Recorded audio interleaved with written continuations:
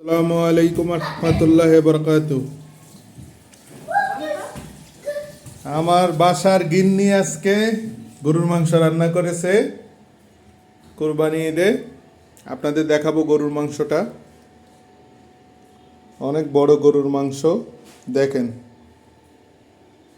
Wow, লুকসটা দেখেন কত yummy. গরুর মাংস দেখেন, ইয়ামি। এবং এটা হচ্ছে আমাদের যশোরের রান্না, শুকনা মরিচ বেটে রান্না করা যশোরের রান্না। হ্যাঁ, অসাধারণ।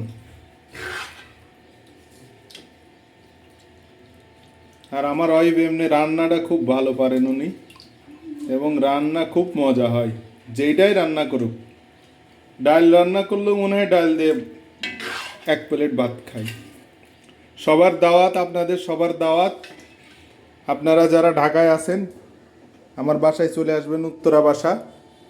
সবার দাওয়াত। হ্যাঁ, গরুর মাংস।